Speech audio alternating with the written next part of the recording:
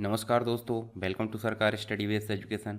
चलिए, हमारे डीबीएमएस के लेक्चर चल रहा है। यहाँ पे हम अगला जो टॉपिक है उसके बारे में बात करेंगे। और अगला टॉपिक का नाम क्या है? डीबीएमएस की। और की का मतलब क्या होता है? की आप समझते हैं जैसे लॉक होता है, लॉक में आप जो है की से जो है लॉक को खोला जाता है। तो ऐसे ही हम बात करेंगे डीबीएमएस के अंतर्गत। जैसे यहाँ देखिए, आपको देखने को मिलेगा ये लॉक है और ये क्या है? की। तो ये जो की है, कोई भी यहाँ पे लॉक मतलब कोई भी की के द्वारा इस लॉक को नहीं खोला जा सकता है। नॉर्मली अगर बात करें तो आपने सुना होगा मास्टर की रहती है, ठीक है। पर मास्टर की मैं यहाँ बात नहीं कर रहा हूँ। नॉर्मल आप जब लॉक खरीदते हैं तो आपके पास लॉक मिलता है और उसकी कुछ कीज मिलती है, पर की एक एक कैटेगरी होती है, तो एक एक की कहलाती है समझो। तो एक की के द्वारा एक ही लॉक खोला जाएगा, दूसरा लॉक नहीं खोला जाएगा। उसी प्रकार डीबीएमएस के अंतर्गत टेबल होते हैं, ठीक है। ये आपने देखा कि हम बात करेंगे आगे, टेबल बनाएंगे तो टेबल इस प्रकार से बनते हैं।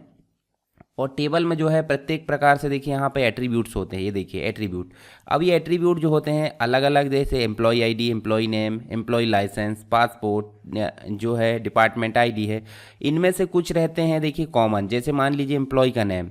अब ये एक से अधिक स्टूडेंट या एक से अधिक एम्प्लॉय का हो सकता है, पर एम्प्लॉय की आईडी जो है यूनिक होती है। क्यों? क्योंकि जैसे 00001 बोलूँ तो 001 से यही व्यक्ति पहचाना जाएगा, 005 से ये व्यक्ति पहचाना जाएगा। इसका मतलब है कुछ यहाँ पे यूनिक होती है। तो यूनिक जो होती है उन्हीं को हम क्या बोलते हैं? उन्हीं को की बोलते हैं। तो की अलग अलग कैटेगरी में होती है डेटाबेस के अंतर्गत, तो उन मुख्य की को हम यहाँ पे जानेंगे। तो चलिए शुरू करते हैं यहाँ पे। और मैं आपको बता दूं, अगर अभी तक आपने चैनल को सब्सक्राइब नहीं किया तो पहले चैनल को सब्सक्राइब कर लीजिए और टेलीग्राम चैनल को ज्वाइन कर लीजिए, वहाँ आपको पीडीएफ मिल जाएगी। चलिए शुरू करते हैं यहाँ पे। सबसे पहले बात करते हैं टाइप्स ऑफ की, यानी कि पहली जो की होती है मुख्य रूप से, हालांकि पहली प्राइमरी की होती है, हमको पढ़ना सभी है तो पहली कोई भी हो हमको क्या फ़र्क पड़ता है। तो हम बात करेंगे सबसे पहले कैंडिडेट की। कैंडिडेट की में से ही क्या बनाई जाती है? प्राइमरी की बनाई जाती है। और प्राइमरी की के बनाने के पश्चात जो कैंडिडेट की देखे, मैं एक ओवरव्यू बता देता हूँ। कैंडिडेट की जो होती है आपकी मल्टीपल होती है। कैसी होती है? मल्टीपल। मल्टीपल का मतलब 2 हो सकती है, 4 हो सकती है, 5 हो सकती है। अब ये ऐसी की होती है जो कि टेबल में यूनिक होती है। उन्हीं में से एक निकाल कर क्या बना दिया जाता है? प्राइमरी की। अब बची कितनी? बची एक के अलावा जितनी भी बची होगी वो सभी कहलाती है आपकी क्या कहलाती है? अल्टरनेट की। क्या कहलाती है? अल्टरनेट की कहलाती है, ठीक है। इसके अलावा एक होती है आपकी क्या? अच्छा, प्राइमरी की बात करें तो ये यूनिक होती है। यूनिक मतलब इसके जैसी दूसरी की दूसरी डेटाबेस में नहीं हो सकता, मतलब दूसरा टेबल में नहीं हो सकता। और ये जो है रिकॉर्ड इसमें फिल होना जरूरी है, यानी कि ये नल नहीं हो सकती। नल मतलब खाली नहीं हो सकती। ऐसे ही यहाँ पे बात करें कंपोजिट की। अब प्राइमरी की मतलब सिंगल कॉलम। अब सिंगल कॉलम से अगर हम किसी रिकॉर्ड को यूनिकली आइडेंटिफाई नहीं कर पा रहे हैं तो हमको 2 लेना पड़ेगा या 3 लेना पड़ेगा एट्रीब्यूट को। तो 2 या 3 एट्रीब्यूट से मिलकर जो प्राइमरी की बनती है उसे बोलते हैं कंपोजिट की। क्या बोलते हैं? Composite key. एक होती है फॉरेन की। फॉरेन की मतलब होता है, एक होता है टेबल R1 और एक होता है टेबल R2। यहाँ पे जो फॉरेन की होगी, मतलब यहाँ पे जो की होगी जो फॉरेन की के नाम से जानी जाएगी, वो दूसरे टेबल में जाकर प्राइमरी की होती। यानी कि जिस टेबल में प्राइमरी की बनाए हैं, अगर 2 टेबल को आपस में रिलेशन बना दिया गया है तो दूसरे टेबल में जाकर उस की को क्या बोला जाता है? उस की को फॉरेन की बोला जाता है। यानी कि प्राइमरी की को ही दूसरे टेबल में क्या बोला जाता है? फॉरेन की बोला जाता है। एक होती है सुपर की।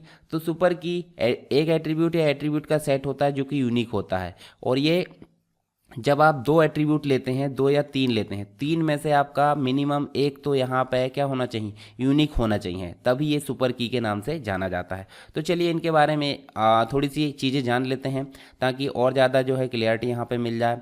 तो सबसे पहले की हमने बात करे थे कैंडिडेट की।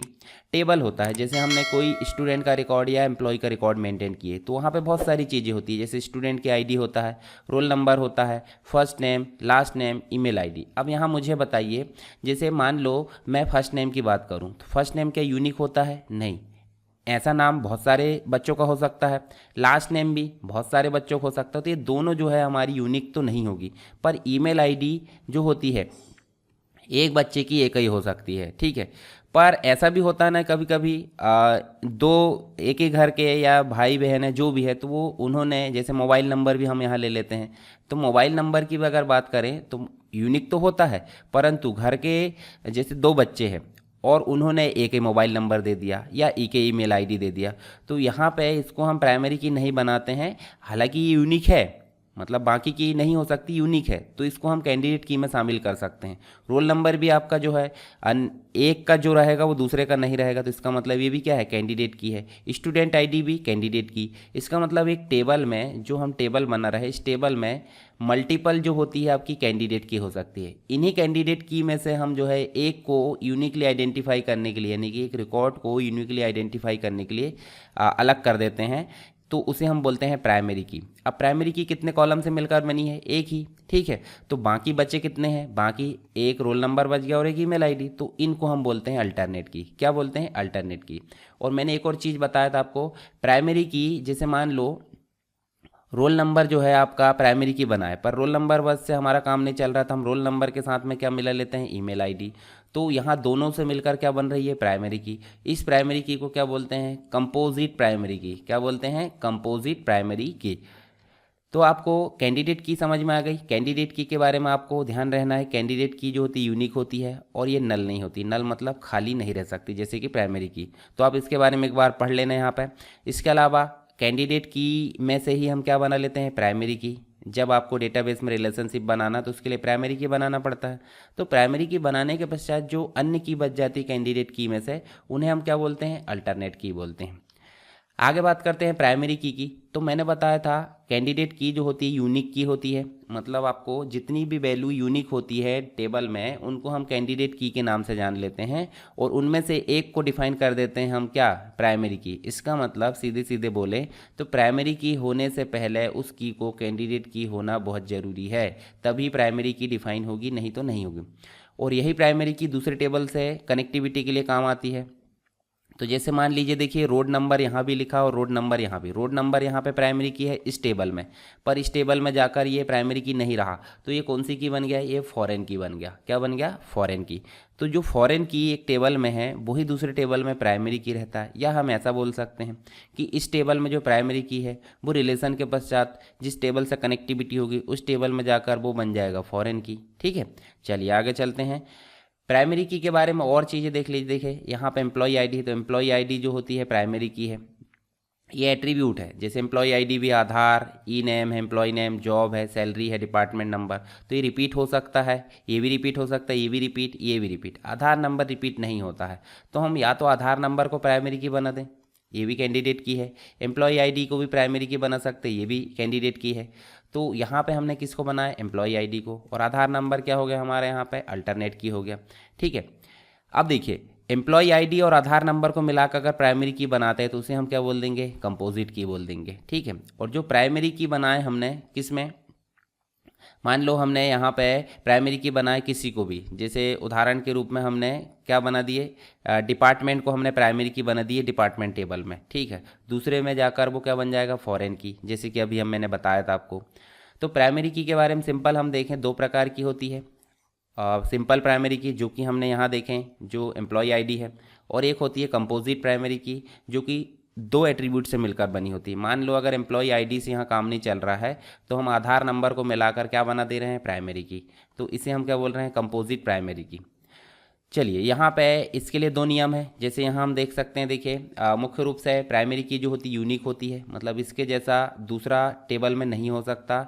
और दूसरी चीज़ ये नल यानी कि खाली नहीं रख सकते, ठीक है। एक से अधिक कॉलम की और सिंगल कॉलम की भी हो सकती है प्राइमरी की।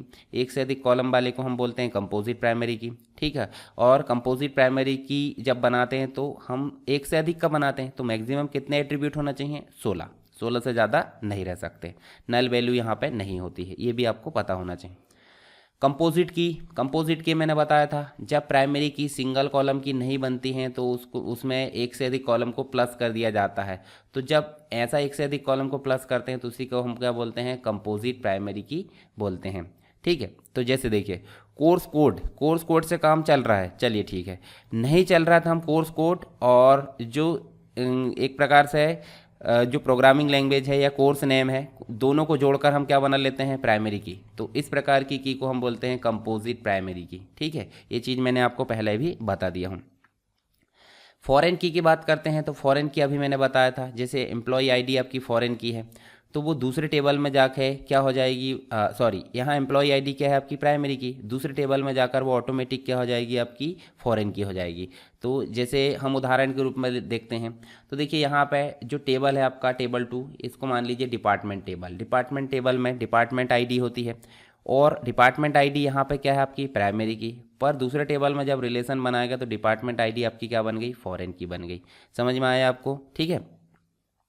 एक और लास्ट हमारी होती है जिसे हम बोलते हैं सुपर की। सुपर की का मतलब होता है ये भी एट्रीब्यूट या एट्रीब्यूट का सेट होता है जो कि एक प्रकार से यूनिकली आइडेंटिफाई करने के लिए उपयोग किया जाता है। परंतु इसमें देखिए सुपर की हम बोल सकते हैं इन सबको मिलाकर सुपर की होती है, परंतु यहाँ एक मुख्य ऐसी चीज़ होना चाहिए जो यूनिक हो। जैसे फ़ोन नंबर यूनिक होता है, अगर नहीं है तो रोल नंबर यूनिक होगा, ठीक है। तो रोल नंबर अपने आप में सुपर की है, रोल नंबर के साथ में अन्य चीज़ मिला है तो भी सुपर की है, ठीक है। रोल नंबर के साथ नेम मिला है तो भी सुपर की, पर नेम के साथ एज मिला है तो सुपर की नहीं कहलाएगा। समझ गए आप, नेम के साथ एज सुपर की क्यों नहीं कहलाएगा, क्योंकि एज भी डुप्लीकेट हो सकती है, नेम भी डुप्लीकेट हो सकता है। तो इसलिए इसके साथ एक ना एक ऐसा एट्रीब्यूट होना चाहिए जो कि यूनिक हो। जैसे रोल नंबर, रोल नंबर के साथ हम तीनों चीज़ें मिला दे तो सुपर की कहलाएगा, रोल नंबर के साथ एज मिला दे, नेम मिला दे तो सुपर की, और रोल नंबर सेपरेट भी है तो भी अपने आप में एक सुपर की होता है। इसका मतलब हम समझ सकते हैं एक प्राइमरी की अपने आप में क्या है, एक सुपर की कहलाता है, ठीक है। तो सुपर की के बारे में आप यहाँ पे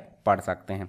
तो ये बेसिक रूप से मैंने आपको जो DBMS की है एक आपको कम समय में सारी चीज़ें यहाँ बता दिया हूँ। आई होप आपको सारी चीज़ें क्लियर हो गई होगी।